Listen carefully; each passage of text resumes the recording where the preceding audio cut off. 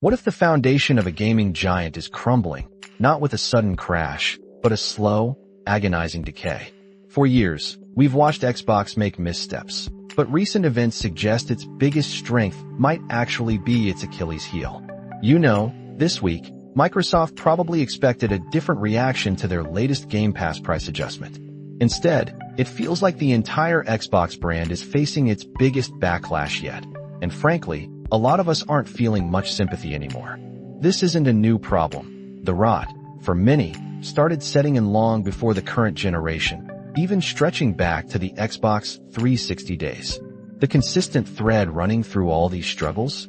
Xbox has never truly grasped that the bedrock of any successful games company is, well, the games themselves, and crucially, the incredibly talented people who create them. Consider their competition, Sony and Nintendo. They famously avoid the mass layoffs we've seen at Microsoft, understanding that developers are the very lifeblood of their business. They nurture their franchises, keeping them alive, reinventing them, making them feel fresh and relevant. That, right there, is the lesson Microsoft, it seems, has consistently failed to learn. Think back to the original Xbox. It launched with a lineup that many now underestimate. Halo, Fable, Forza Motorsport, even Elder Scrolls 3, Morrowind, Star Wars, Knights of the Old Republic, Splinter Cell, Ninja Gaiden. A truly impressive start. But what happened? Microsoft either let these go multi-format almost immediately, or they simply mishandled the franchises, allowing them to wither on the vine. Halo, once the biggest thing on Xbox 360, lost its way the moment Bungie moved on. Forza Horizon? It's arguably Xbox's biggest franchise now, yet Microsoft seems to undersell it, almost as if they don't quite recognize the gem they possess. The others? Many went multi-platform or just vanished, with no visible effort from Microsoft to nurture their growth. Nurturing, that's the crucial word. A publisher's job is to ensure a franchise gets new entries, yes, but also to guarantee those entries add enough to keep things exciting, to stop them from aging out. You might develop spin-offs, but you need to consider who makes them, and if they'll genuinely resonate with players. This careful cultivation, it's often been absent from the Xbox playbook. Many remember the Xbox 360 as their golden era, but let's be honest, many often exaggerate the quality of its first-party offerings. Yes, it had a ton of fantastic games. Batman, Arkham City, Dark Souls, Mass Effect 2, BioShock, Skyrim, GTA 5, Call of Duty 4, the list goes on. But here's the kicker, none of those truly belong to Microsoft. They even had Mass Effect 1 as an Xbox exclusive, then lost it. Microsoft seemed to believe simply attracting other publishers was enough, that their position at the top was unassailable. Even when they acquired properties like Gears of War, the quality faltered when developers changed hands.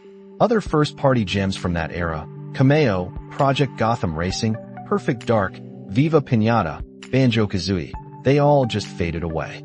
Not a single one reached the Xbox One, and even promised revivals like Fable remain without a solid release date.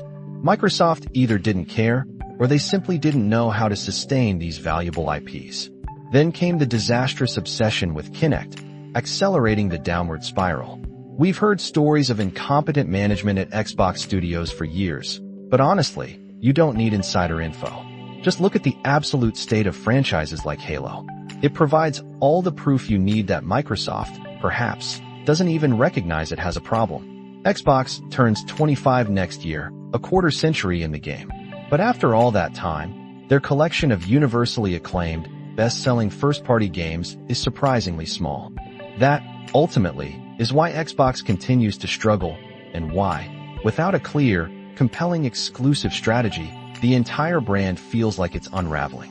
Strip away the console from Nintendo or Sony, and you're still left with a treasure trove of world-beating, beloved franchises. Do that for Xbox? You have virtually nothing that anyone genuinely cares about. Game Pass, in its affordable form, was perhaps their last truly compelling offering. Now, with compromises even to that, it feels like we're heading towards a definitive game over for the Xbox as we once knew it. So, is Xbox truly a hollow brand, relying on borrowed glory and a subscription service that no longer feels quite as unbeatable? Can a company that struggles to nurture its own creations ever truly thrive? We want to hear what you think. Join the conversation and tell us your thoughts on the future of Xbox. Don't forget to subscribe for more deep dives into the world of tech and gaming.